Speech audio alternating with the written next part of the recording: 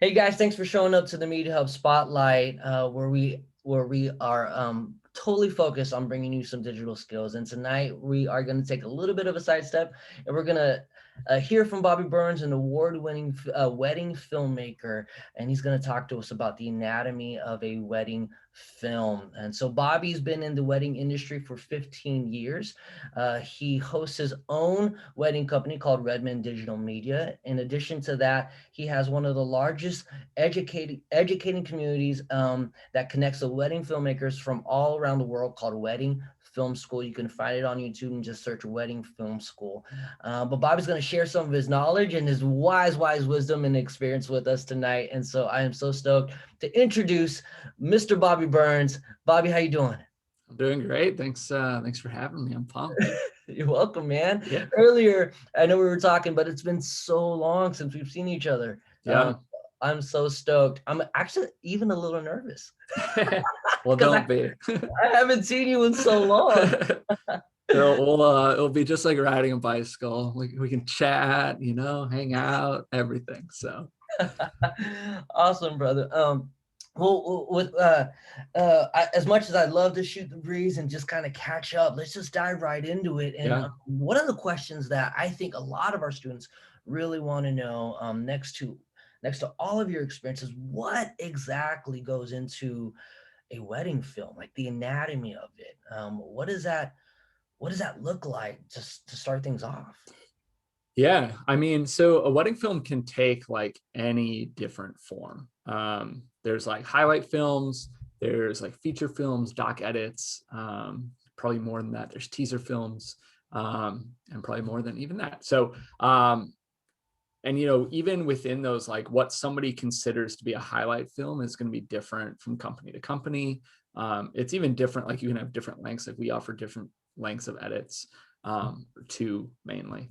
And then, so yeah, it can vary greatly person to person, even within the company. So yeah, like our highlights, like I said, we do like a 3.5 minute wedding film, 3.5, 4 minutes, and we do like a 7 to 8 minute. That's kind of our two different collections. But even with the varying lengths and stuff like that, I think the highlight is where that's what most people see, right? That's what you think of for a wedding film. And those are kind of gradually getting shorter, which I think is really interesting. But no matter what you're doing for the length there, like obviously people's styles are different like that. But I think the big thing is like it needs to contain a story. And generally, like an overall wedding story is going to share a lot of similarities from wedding to wedding because, a wedding obviously just shares similarities, but no wedding's the same. So they're all going to be somewhat different. You're going to have different visual sections of the day. So, typically for us, you're going to start during preparations. So you're going to be filming pretty much from that until the end of the night, or at least kind of when the night goes into open dancing, and you're kind of along for the ride the entire time. So you're going from prep, portrait sessions, family photos. Obviously, you're doing video for that, but we just like to call it family photos, just easier. We also don't care as much about family photos on the video end typically, but wedding party stuff, ceremony, obviously, into the reception and all the events that occur there.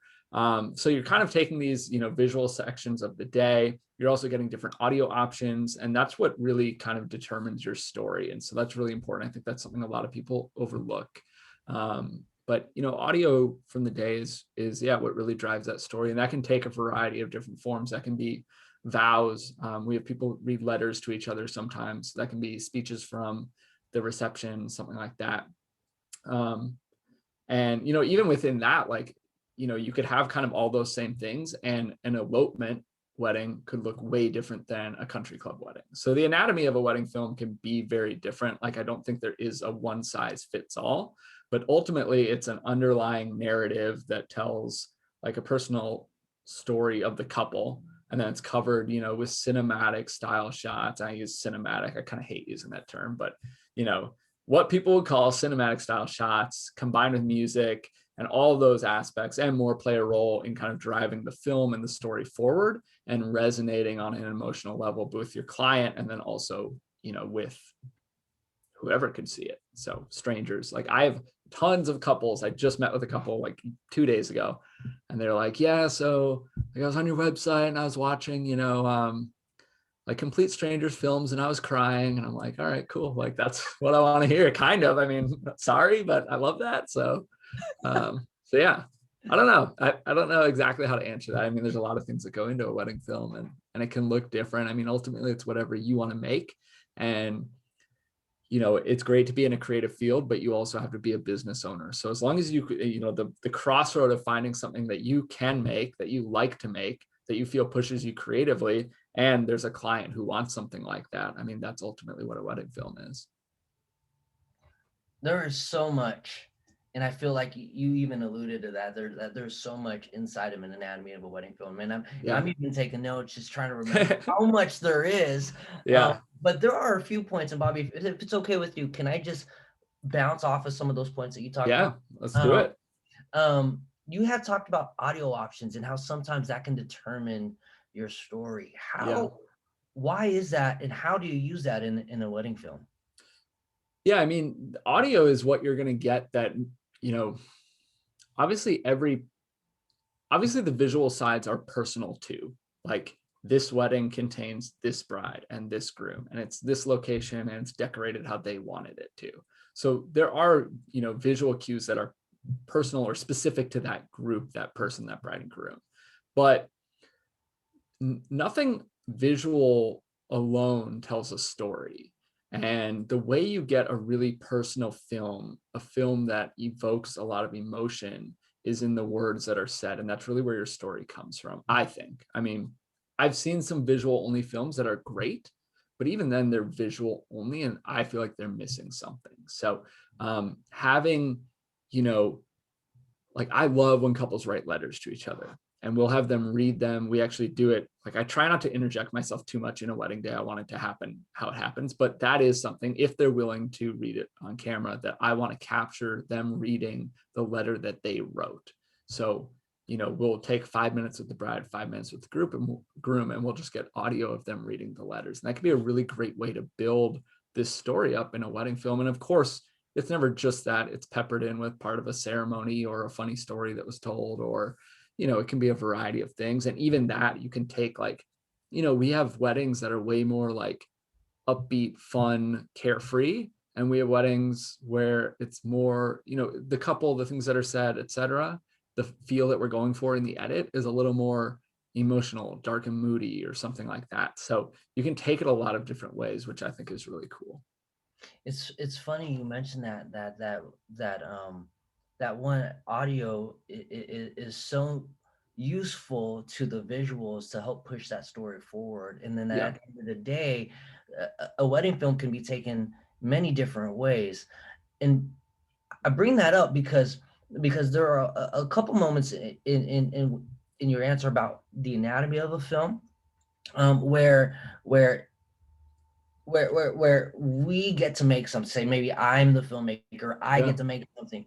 But can you talk about what it's like being that filmmaker to client, and what that filmmaker client relationship is like when creating a wedding, Yeah. or when creating an award winning wedding film? Yeah. So, I think wedding films are unique. We don't just do wedding films, we do lots of commercial work and stuff like that. And, I went to Vanguard and worked on plenty of sets and stuff like that. And all three of those are very different. With a commercial client, they're telling you what they want. And you do have some, I mean, you should have some creative freedom in that, and you should be trusted to create, something that represents their brand well. But ultimately they're going to come back with re-edits and things that they want different and stuff like that. Whereas with a wedding film, at least my philosophy, and the thing that I've worked 15 years kind of by this same motto, maybe not the first year or two, because it's pretty hard to do when you're new, is that, like, I want a client to go to my website and love my wedding films. And if they don't, that is totally okay. And I'm just not the best fit for them. And that's fine. Like, they can find somebody else. I'm not offended. Hopefully they're not offended. But, like, I feel like I create things that are kind of have my fingerprint on it, my style, whatever. And there are other people who do a similar style as well. But, I want them to want that and to trust me. So there's a lot of trust in that client to filmmaker, relationship in the wedding field, in my opinion, if you're running your business right. Like, I don't know, I don't I don't personally know any successful wedding filmmakers who do rounds of edits with their clients or who even seek feedback for the most part. Now, with that said, like if there was anything that a client didn't like about their film, I would absolutely want to know. And I'd want, like, word of mouth is how we get most of our work. And I want them to like sing my praises and be super pumped and psyched and whatever. But like, it's so much about understanding what's important to them on the front end before you even show up to the day. Like you're talking, like we get booked, 10 to 18 months out. So figuring out what's important to them on that front end and getting to know them as people. And, that's a big part. We're like a small, like I won't do more than 15 weddings in a year. And that number has come down over the years a little bit. But even when I was doing 25, like I want a personal relationship with every single one of my couples. And like some of my couples have turned into like some of my best friends, or very close acquaintances for sure. And I think that goes a long way in running your brand, right? At least if you're running one, the way that I want to. Obviously, there's something to be said for running a volume brand as well. And that's totally a way that you can do it. But the way I want to run my brand is I want to know my clients well so that I can tell their story well and I can understand what's important to them. And so with that work in the up front, that kind of demands that trust from them. And I would say I don't think I've had an unhappy client in 15 years. So it's worked so far. I don't know. I love it. So it sounds like those expectations are really cleared up at the front end, and it really Yep. minimizes things at the very end, say when the film is done. Yeah. And so there's some talk there about even branding and how to run maybe our own business as a filmmaker, and that client to filmmaker relationship, and that's super important. And it's cool to hear how you do it and why you do it, and how those relationships are important to you. Yeah. So it's kind of neat. So I'm gonna segue that into some of the questions that you and I had kind of talked Yeah. about pre-show. With that client filmmaker relationship and those expectations cleared on the upfront, what would you say are, say, 7 best tips on wanting to capture meaningful moments? Because those moments are important, right? Like Yeah. the kiss. um I only got married once, and I hope to only get married. So I'm only thinking, all I can think about is the kiss right now. Yeah. What are some cool ways, some tips to get some really good moments? Yeah. I mean, so that's a tough one. First of all, tough to come up with 7. So I am going to stray a little bit outside of the box here, probably as I work my way down. But, I would say even before I jump into that, like some of the moments that I think you think about in a wedding, not that they aren't important, but they might not be important to a wedding film. Like a first kiss is typically something I include. If the shot is like, it's a wedding. Like weddings are not film sets. You do not have control. Like I can't tell you the amount of times I've had a guest or occasionally a photographer step right in front of my camera. I mean, we run 4 cameras, so like I've got it somewhere, but it's not the shot that I love necessarily. And if it's not a shot I love, I'm not going to put it in the film. Like they'll get a doc edit of their ceremony. They can relive their kiss in that. But if it's not like something that I want to be showing off, because my work is for my clients, absolutely, but it's also for me, and I want it to be representative of what I want to make for sure. So all that to say, not every, like from the perspective of a guest, let's say, not every important moment of a wedding is necessarily an important factor in a wedding film. It totally can be, but it has to drive that story forward. So as far as things that I would recommend, 7 tips for kind of capturing meaningful moments. The first one is that meaningful moments should be natural. And so I think that's another reason why some of those ones that pop to mind right away are maybe, some of those are like forced, or, things that, I don't know, it could be a variety of things, but, there are times in the day where a filmmaker should play a role. For example, like, absolutely, we want to give direction during time with the couple to get what we want out of that. And we want it to make it, comfortable for them and what they enjoy too. Are you saying some things are staged? Oh yeah. Like, so I don't stage almost anything. So the furthest that I go for staging really is just during prep, I will move people to the light that I want. That's probably the biggest thing. But I mean, there are people who will like redo first looks multiple times. Like it's pretty crazy. And that works for them, and that's totally fine. And the couples want to film like that, and that's totally fine. It's not my style, but it is what it is. But yeah, like obviously we're going to give them direction, like hold hands, go for a walk, or I want you to lean into his, lean into him, pull him in for a kiss or whatever, stuff like that, right? Like we're kind of in control of that to some extent. And I wouldn't consider that stage. Like couples are looking for direction. It's not just like, hey, look cute for 30 minutes while we get stuff, But yeah, moving people in the right light, the best location, stuff like that. That's stuff that's up to us, I think. But yeah, I shy away from staging because I do think that the most meaningful moments are going to be raw and unprompted and natural, and you need to allow space for that. The second thing is that as a wedding filmmaker, you really need to know your gear. So I kind of alluded to this earlier. Weddings are fast paced. I've seen multiple people who I considered excellent cinematographers or, excellent camera ops on set, like fail miserably at wedding filmmaking. It's just a completely different thing. And so you have to have that mindset.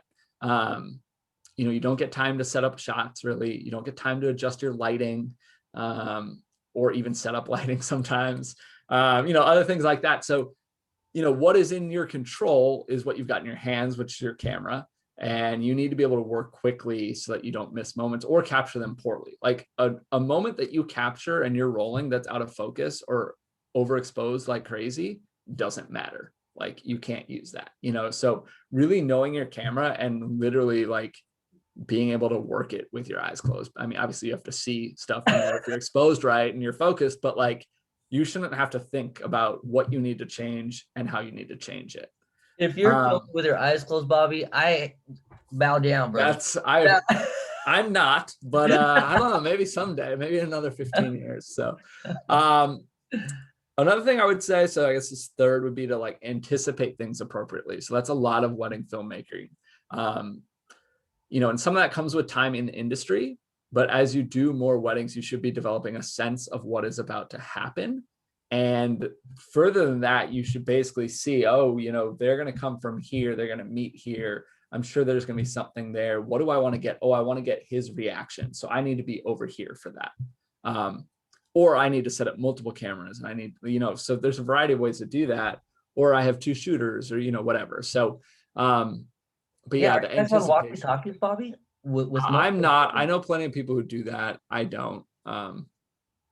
It's just not like my vibe that I want to go for. Sure. That's a little more like corporate, and that's totally fine, and it works great for a lot of people. But for me, I'm just like, I don't know. It seems like I want to be like borderline perceived as a guest. Obviously, I'm there. I'm working. I'm not like taking a break and like hanging out, but I don't know, something like that to me, or like plenty of people wear all black. I don't. I dress like a guest. It's just in your branding and how you choose to run your business. There's no right or wrong answer with that. For sure. Number four. So number four is that I think not all meaningful moments will happen in capturing itself.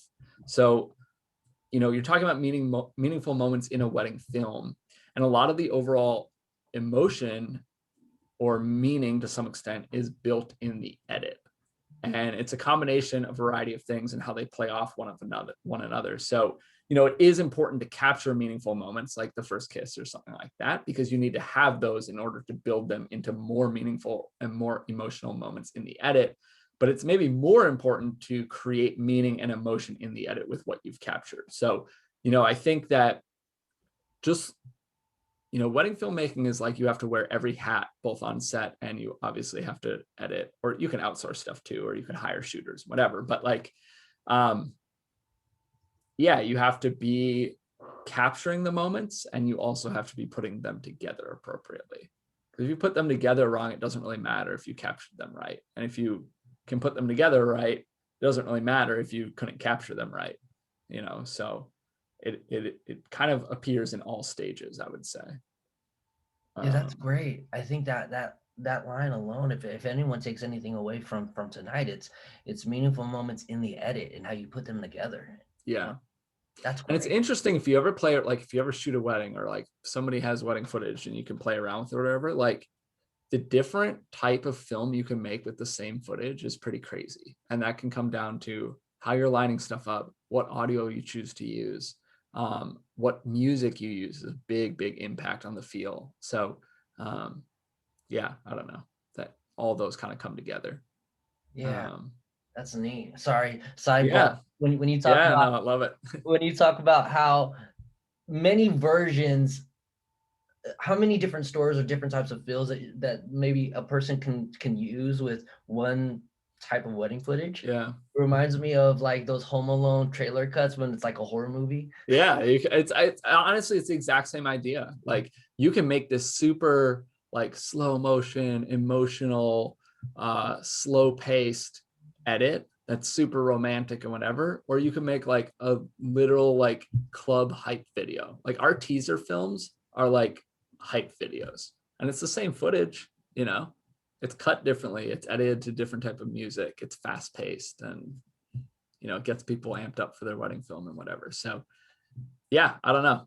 And it stands out. So I like those. But yeah, I don't know. It's there's no right or wrong in wedding filmmaking, which is cool in some ways. But yeah, you can really create whatever you want with the same type of footage. So Awesome. um Awesome. Where can we see those hype films? Can we see that at Wedding Film School? Can we see that on? there are, so we do on Wedding Film School, we do a film breakdown occasionally. I haven't done one in a while. But with that, what we do is we play through a wedding film and we list in the top, because they're 2:35:1 aspect ratio in a 16:9, you know, frame or whatever. So in the black space above and below, we list every piece of gear that went into each shot. So the camera that shot that you're seeing was on, the lens it was on, what stabilization was on, and any audio that was being captured, what that was captured with. And so I think we've done that for a teaser film. If you can't find it on Wedding Film School, I don't have a whole lot of my personal work on Wedding Film School. You can find it on my company's Instagram, Redmond Digital Media, or on our YouTube, Redmond Digital Media as well. Yeah. That's awesome. You guys heard it here, Redmond Digital Media. Yeah. And in Wedding Film School, go check those hype videos out and those breakdowns. I think we're Yeah. on number 5, Bobby. Number 5, let's do it. So number 5 for me is shoot for the edit. You know, you're not going to have the whole edit in mind when you're shooting, right? Like that's impossible. You're not going to know exactly what you need, but you might maybe have like, maybe you do have a song picked out that you really want to use. And maybe as you're working, you're seeing like, oh, this was a really good, I really love their letter readings, or they had really good vows or whatever. So you're going to get some idea, right? But you can be thinking about things that would help drive meaning or emotion forward in what you capture or how you capture it. So for example, I like my edits to be a little bit darker, a little bit moodier in general. Now I do edits that aren't like that too. But, you know, yeah, not always, but it's my preference.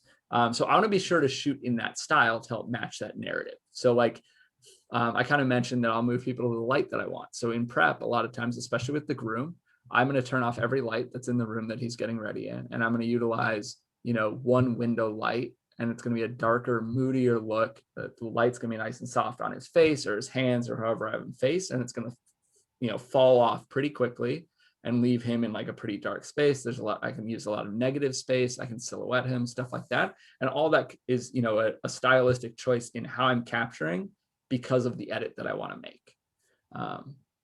And that, you know, even that darker, moody or style lends a hand into meaning and emotion in the film. I love that. That's Yeah. so cool. That's Bob, everything you're saying is bringing so many visuals and movie references, and I'm thinking Yeah. this is great. But even to have that certain amount of control, say when the groom is getting ready, and Mhm. just to think about that conversation with the groom. Hey, I'm gonna shut the lights off right now. Yeah.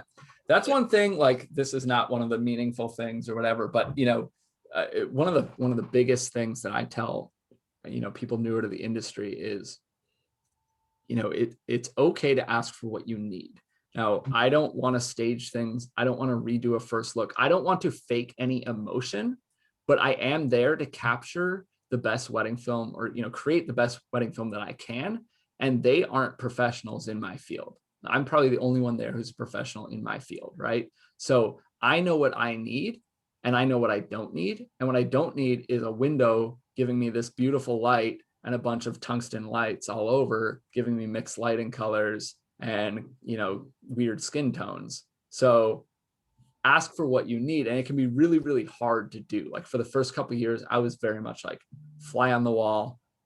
Nobody even knows I'm there. And like, even still, people like, I want to give people space. I'm not all up in their face or anything like that. But when I see something that I know is going to make them a better wedding film, I want to do that for me and for them. So, it can be lighting stuff. It can be like, I've walked into rooms. I've walked in. I'd be like, I want you to get ready here because the light's really nice, but give me 5 minutes because I need to clean up because there's tuxedo bags everywhere and like beer cans and your breakfast or whatever. So like I want to clean that up. So interjecting yourself is okay to some extent. I think it just, you don't want to fake stuff, in my opinion. But yeah, getting to that point in that comfortableness to be able to ask for, say, what maybe we need, what we want, what we see, and how to capture that, and to shoot for the edit. That's neat. That's neat. So number 6 for me is to know that audio is just as important as the visuals, not only in the content itself, but also in the quality. So, if you look at any, and that kind of goes outside of wedding films too, any narrative work, whatever, if the audio track is rough and hard to listen to and noisy and whatever, it takes the viewer out of the story that you're telling. And the same goes for wedding films. So yes, you want to rock your visuals, but a video without a narrative is kind of just a music video. I think I kind of talked about that a little bit earlier. To me, it's lacking, and it's just simply not as good of a wedding film as it could be if it had a narrative to it. It's not going to like hit home emotionally as hard, I guess. So, be sure that you're giving as much attention to capturing high quality, clean audio as you are to capturing good visuals. I think that's a key component to taking a variety of visuals that aren't inherently the most meaningful moments of the day, or maybe don't fully convey how meaningful it may have been, and then creating that meaning and emotion because of the audio that you were able to capture. And I know we've touched on that a few times kind of throughout this chat already, but yeah, I just really can't hit home like how important that is and really how easy it is to do. Like you can throw a little lapel mic that records into a pack that you can get for relatively cheap, and like that's going to up your game so quick. Yeah, there's actually a tutorial on Wedding Film School on YouTube on how to do something like that. Yep. Yeah, we've got plenty of audio tutorials. So Wedding Film School does have a pretty big array of, people who tune in, and we have a Facebook group that's really helpful. We've got like 17,000 members there. I think we have 165,000 subscribers on YouTube. So we definitely hit a pretty broad category, but we do try to generally gear our, educational content towards people in their first few years of business. Some stuff like our podcast is maybe a little bit deeper. Certainly people in their first few years could learn from that as well. So, stuff like audio, stuff like starting your business, camera settings. We do a behind the scenes videos. We just released one actually today, like, let's see, 2.5 hours ago is the most recent one that we released. And I did one a few months before. Those are like pretty intense projects. So we bring another shooter. I'm actually May 1st, I have a wedding out in LA, and I'll be bringing a shooter in to record me to do behind the scenes videos of that whole day. They end up being like an hour long. You basically get to follow along with me or one of my 2 partners on Wedding Film School, and we explain everything that we're doing and why and what's going through our head and how we're setting up lighting and audio and all this stuff. So yeah, that's like a crash course. That's cool. Yeah, that's so neat. I mean, I know we're kind of sidebarring here. Yeah. But that's so interesting. It's almost like a class documentary. Yeah. Crash course. That's so rad. Definitely. But going back to your point on audio and how important that is, just so we don't get too sidetracked. Yeah. Audio is so important, ladies and gentlemen, not just in your films now, but even as a wedding filmmaker, it's just the same. So, and it could help push your story forward. You heard Bobby say that earlier on. And Bobby, you had mentioned a few times already how hard it was, or how challenging, or what it was like the first 2 years. And I want to go back to that. But before we go to that question, what's point number 7? Point number 7 is to not be afraid to work outside of the box or outside of your comfort zone. I think there's a certain amount of standard experience that you want to have. and the ability to capture some things, you know, in full and get the staple shots that you need and stuff like that. But some of the best visual meaning and emotion can come when you push yourself outside of your comfort zone. Better meaning and emotion comes with growth as a filmmaker. And ultimately that is, you know, in my opinion, what we are all trying to progress or to make better or to get better at. You know, I look at films from 3 years ago and I think I'm a better filmmaker today, even from a year ago, or like, you know, maybe a year. That's a pretty short span, but, and with COVID and stuff. So who knows? I haven't had a wedding in a while. My Yeah, first last one, year didn't count. last year was weird. This year will be weird too. And then we're right back on track. But, you know, you look at, you know, landmarks throughout your career and you've gotten better, and part of that is gear and whatever, but, you know, part of it is just progressing as a filmmaker. So you don't want to create the same film over and over. Like, we're not here to create cookie cutter films where we have a checklist of shots that we need. You know, we use the same poses and whatnot. Like, that's not what we're about. Obviously our films share a cohesive style and look, and fingerprint is what I would like to say, that, you know, my fingerprint is on all of our films. You can look at it, and if I gave you 10 films and 5 of them were mine, you could probably pick out the 5 that were mine. You know, but they're not cookie cutter. So you want to push yourself creatively, which will continue to push the meaning and emotion that you capture and convey, and will also, you know, allow you to continue enjoying this as a career, which is pretty hard for a lot of people. Like, most people, most wedding filmmakers, I think it's like 80% of wedding filmmakers quit in the first 3 years.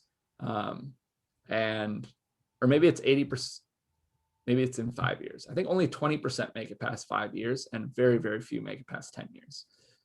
And a lot of that has to do with, you know, there are a lot of creative people who make very, very good films, but they don't know how to run a business. And that's a big problem. But another big problem is burnout. A lot of people get to the point where they hate weddings, and, you know, you have to protect yourself against that a little bit. So anyway, that's a little bit of a tangent, but yeah, number 7 would be, make sure you're, you know, if you're pushing yourself outside of your comfort zone, that's probably where you're going to find the most, like, those creative shots. Plenty of them will fail and be terrible ideas that you get to the edit room and you're like, oh my gosh, why did I do this? This is bad and it's not going to work, whatever. But at least you tried it. And eventually you're going to find new things that convey emotion that other people aren't doing, and push your story forward emotionally that other people aren't doing. And that in itself can become like your fingerprint or your trademark, so to speak, or whatever, which is cool. Yeah, don't give up is basically what we're hearing. Yeah. Push yourself, be uncomfortable, and that's where we're gonna find a lot of our own voice. We're gonna find our own voices, being uncomfortable. Yeah, and when you know what you need too, like, that kind of ties in with shooting for the edit. If you know what you need, and you've gotten, like, if I've gotten like 5 solid shots of the bride getting her makeup done, and I have 15 more minutes, I have 15 minutes to get as creative as I want.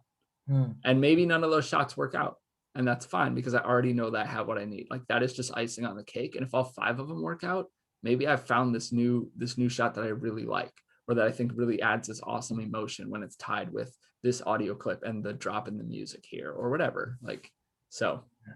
Yeah, that also goes to your other point as well. So many other points, Bobby, but It's all tied together. Yeah, it's all tied together. Where as the filmmaker for a wedding, we're not in control. So if you got 15 minutes, Yep. use it. That's so neat. Yep. That's so neat. So we go in 2 directions here, Bobby, because I definitely want to hear. I want to hear any advice that you might have for people, you know, that are starting out, because earlier you had mentioned like those first 2 years were a challenge, right? Yeah. And if you could briefly talk about that, or the other direction is, where should students start when thinking about gear? So yeah, I'll tackle those maybe separate. You know, my biggest advice for starting out, and I like champion this everywhere, like, I feel like I'm practically known for this, is to start out as a second shooter, or, you know, an assistant at first, if that's what you need to be. Find a wedding, if you're interested in wedding filmmaking, find wedding filmmakers in your area, look up their work, you know, learn more about them. If they are creating work that you think is compelling and you like, and it's the style that you like, do whatever you can. Tell them, like, you'll come carry their bags and be an assistant for free for 6 weddings or whatever. Work your way up to a second shooter. Second shooting is the most valuable experience that you will get, because you are working for somebody else in a real world setting. Like you are shooting real weddings. You are hands-on with gear. You are learning what gear you like, what gear you need, what gear you don't need, what things you don't ever pick up out of the bag, what things are too heavy for you, whatever, what camera systems you like or don't like. You are working in a real wedding, so you are learning all about weddings, how they work, what to expect, what to be ready for, how many things can go wrong, how to handle that, like a variety of things. And you're doing all of that without your brand on the line. Like there's almost zero risk. Yeah, like do a good job, but that yeah. is super. That if you guys are here, for those who are going to watch this later, that is a really, really good piece of advice, and especially now in a digital world, because we are the Media Hub and we focus on your digital skills. Know that in this day and age, there are techniques on how to DM somebody and have a concrete, and Bobby said like six weddings. That's Or because whatever, I don't know, or yeah, one. Like if somebody, I've had plenty of interns over the years, and that's been hit or miss. But if somebody shows that they actually care and they're going to work hard and they want to learn and they want to come carry my bags for a wedding, like I'm probably going to meet them for coffee or do a Zoom hang or something, just to make sure that they're like going to represent my brand well. But like I'm all about that. Like I in my internships, or obviously you'll see on Wedding Film School, like nothing is like, I'm an open book, nothing's off limits. I'll share whatever. I share about my pricing, I share about my package structures, like how taxes suck for running a business by yourself, like whatever, it's all nothing's off limits. So yeah, I'm totally about, like, if you show somebody that you mean business and you're going to actually try hard and you want to learn and you're going to put the work into learning, that's awesome. And that's what probably every wedding filmmaker is looking for an assistant, a second shooter, whatever. If you want to try it out, that's fine. Just be transparent. Don't like pretend that you want to learn and then not put any work into learning, because that's frustrating, because then I'll wait, it's a waste of my time or whatever. But outside of that, like I think that's hands down the way to go. And when you get to second shooting too, or assisting once they trust you or whatever, like you're gonna get paid for that too. So and you get paid pretty well. So yeah. well, amen to getting paid. Yeah, exactly. You learn, you get paid. I did that for about 2 years. My second shot for a few different companies, part of which while I was at Vanguard. And I put all that money towards building my own kit, so that when I graduated, I had everything I needed.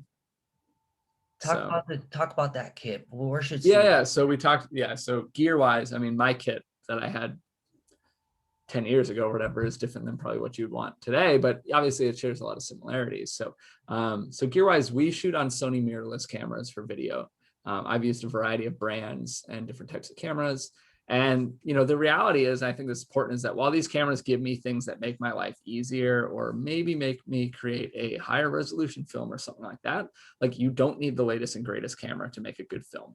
So, I'm sure plenty of people here know that the same goes for narrative work, like, or anything else. Like weddings are no different. You can make a great film with a cheap camera, cheaper lenses, etc. And you can also make a terrible film with those. And you can also make a terrible film with the top end cinema camera. Like you can make a short film with a Red or Ariflex or whatever is that, I don't even know what the top is now, right?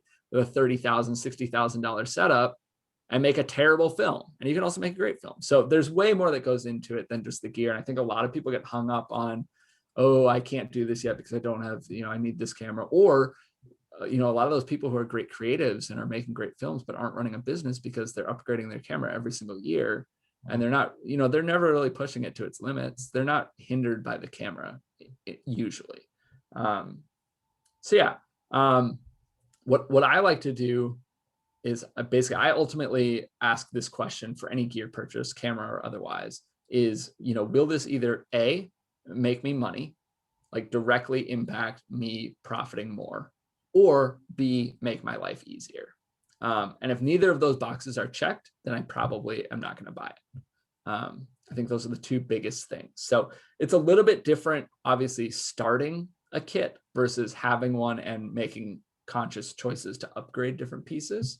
I already mentioned, I had this written down here, but I already mentioned that like second shooting, I think, is the way to go for a variety of reasons. And you can use that money to start building a kit. And then, beyond that, while a new camera and lenses are great, it's equally important, of course, to invest in audio and lights and other things. Like make sure you have a good hard drive system. Like that footage needs to come home. It needs to go on a hard drive that's an editing drive. It needs to back up, on the cloud, and like you need to have it in 3 places. Mhm. Like if I were to lose all my wedding footage from a wedding today, it would be awful and I would feel terrible, and I would refund them the money that they paid me, and it would be a huge bummer, but I would be fine. But if I were to lose the footage, which is what I see very, very often, because I started out and I only had one hard drive and that hard drive crashed after I had the footage on it in my first 2 years, that would destroy your business. So, that's a big thing. There's a lot more than just the camera, I guess is what I'm saying. There's also backup gear, which is kind of the same idea as the hard drive. Like if you're showing up with one camera, oh, my light just moved. My dog hit it.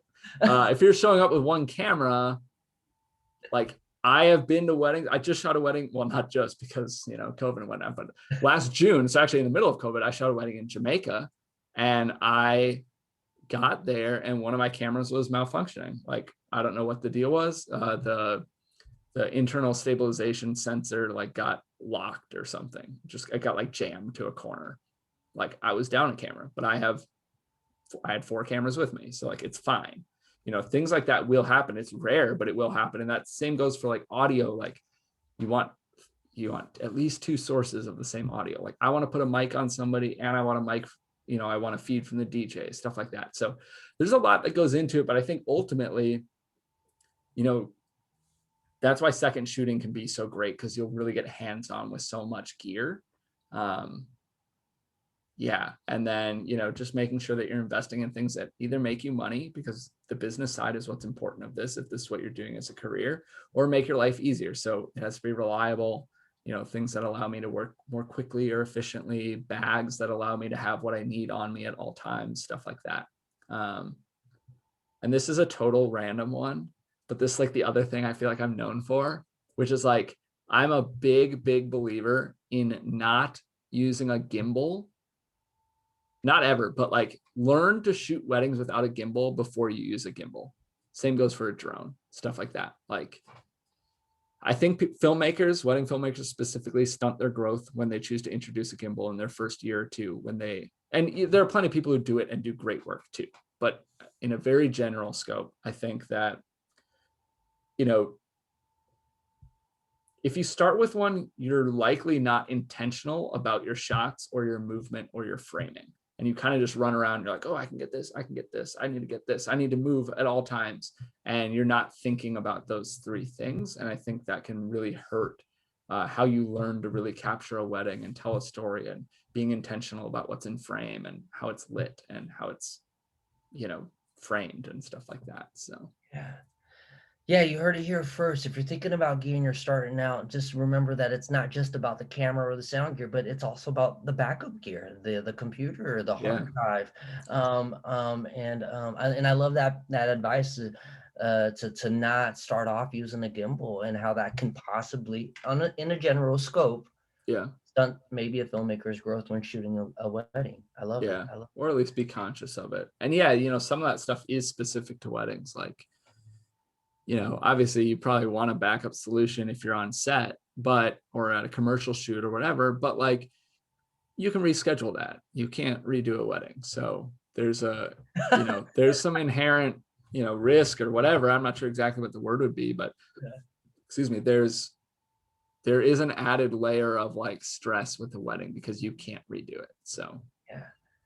Yeah, having gotten married 3 years ago, for the first time, hopefully the only time, it was so stressful. It's so, yeah, and it's you so, weren't even shooting it. You were just no, getting yeah, married.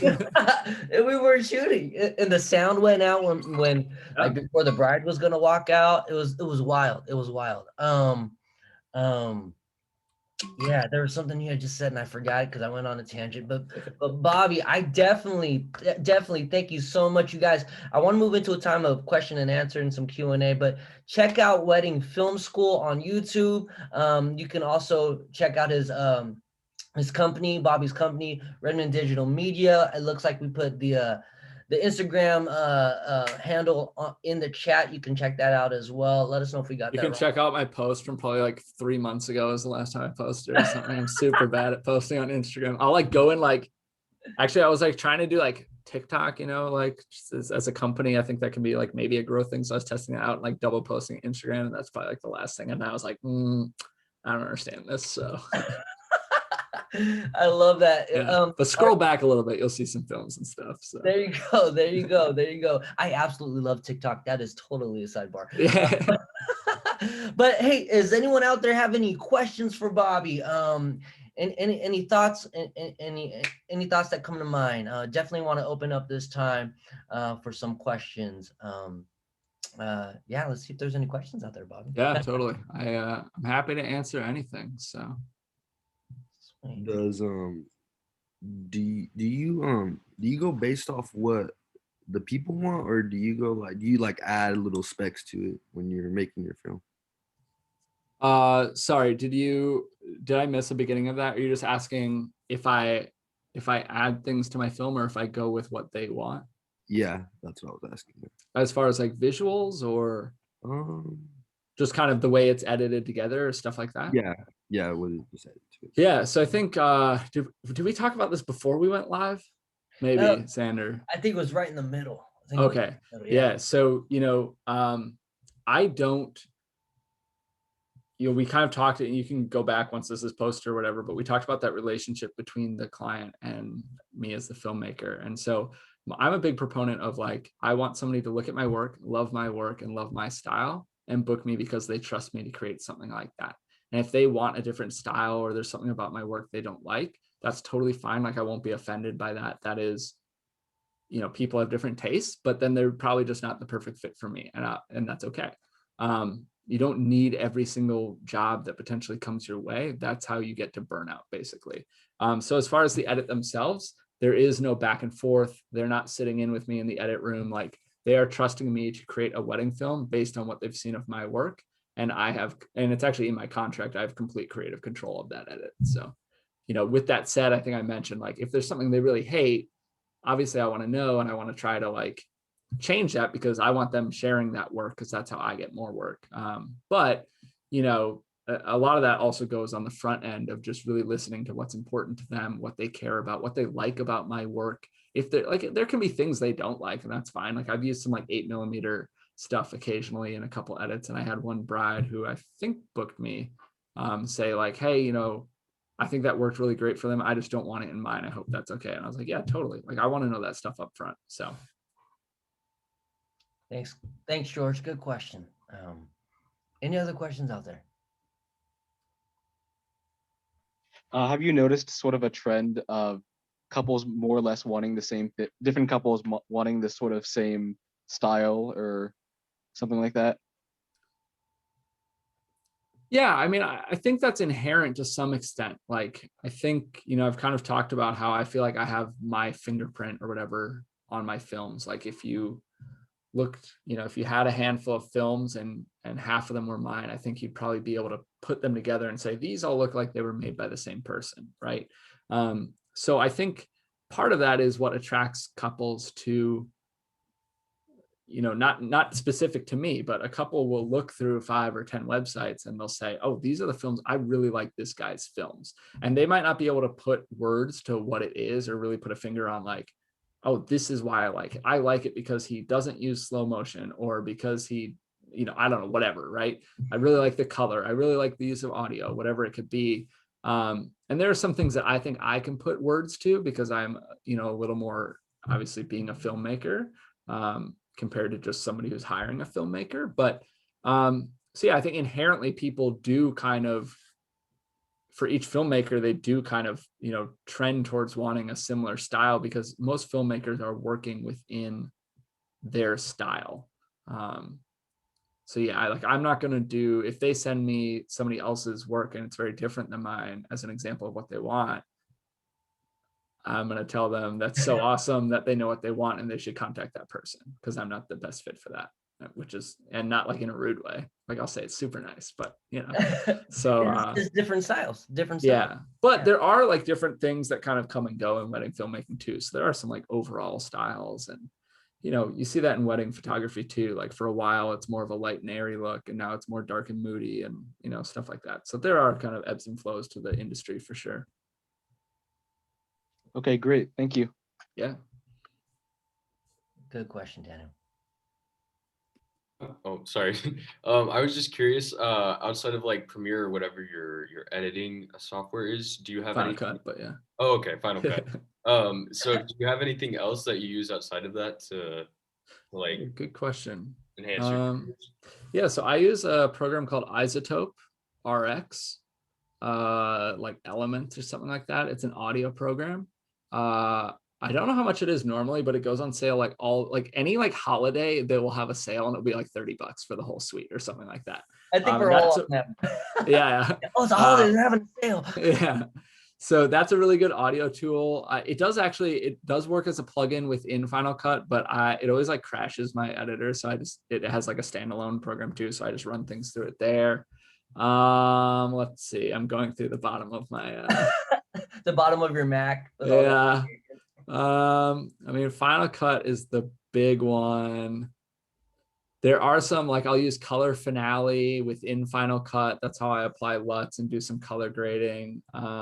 There's also, I have another color tool and I can't think of it right now. Yeah, I don't know. And then, you know, there's things for delivery, like we're using Vimeo for delivery and YouTube for delivery. Let's see. Now I'm in my application folder, see if I missed any.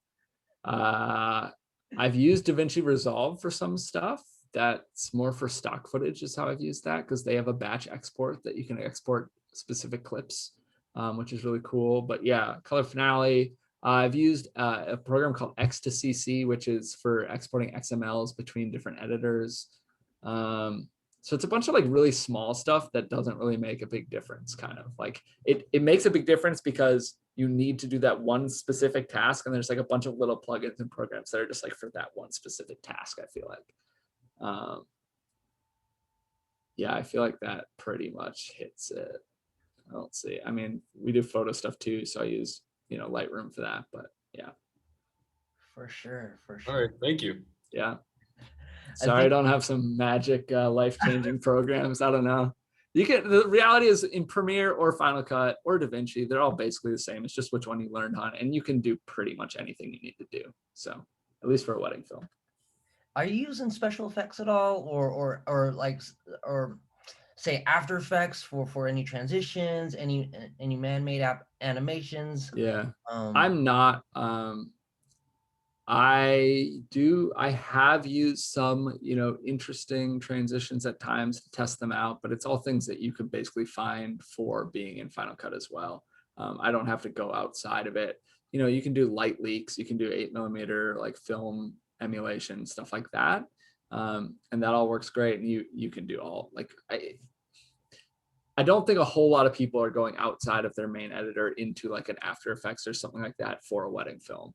I mean, now even in Premiere, right, and in Final Cut 2, you can basically remove things from frame. Yeah. I forget what it's called, like auto mask, or I don't know, whatever it's called in Premiere. So, you know, you can do a heck of a lot within those editors, and weddings are pretty straightforward. They're not like graphics heavy or anything like that. So. For sure. Or not the weddings I make, at least. I don't know. Put them on Mars or something. And, you know. Totally different style. That expectation up front was I wanted to be on Mars. Yeah, that's the next. We're now in the dark and moody, and then we're going to outer space. Is the next big thing I hear. That's so funny. I talk about movie references because now that reminds me of the Fast and the Furious franchise. I feel like they eventually have to get to space. I'm surprised they're not there yet, but Fast 9 comes out in June. I'm gonna be there at midnight. Right. Let's go. Let's go. Who knew we are gonna do a plug-in for Fast 9 on this show tonight? So well, Bobby, thank you so much, my man, for hanging out and just dropping a whole lot of wisdom on us and just talking about your experience. And those 7 tips are super useful. And it's so funny because it's not just, it's useful as a filmmaker in general. And you are a filmmaker. And so thank you for sharing all that wisdom for us, man. We hope that you can come back again, and maybe we could talk about the business next time, the business side. Yeah, that's a huge part of it. And yeah, anybody that wants to check it out, Wedding Film School, we cover obviously a lot of shooting stuff, but a lot of business stuff too, because that's really something a lot of educators in the market don't do a whole lot of coverage on, and we just feel it's so important and really the way to set yourself up. So you can find us on YouTube, also on our Facebook group. If you guys are on Facebook, search Wedding Film School, you'll find it really easily. It's a huge group. We have tons of people who have been in there, you know, or in the wedding industry for years and years and years. So tons of knowledge and some really awesome veterans in there that, you know, it's a really supportive community, which is what we've kind of been intentional about building, stuff like that. And we have mentorships and memberships and stuff like that too. So yeah, check all that stuff out. Right on, right on. Well, check that stuff out, guys. I'm gonna go ahead and hit that stop record button, but you're more than welcome to hang out. And if not, we'll see you guys later.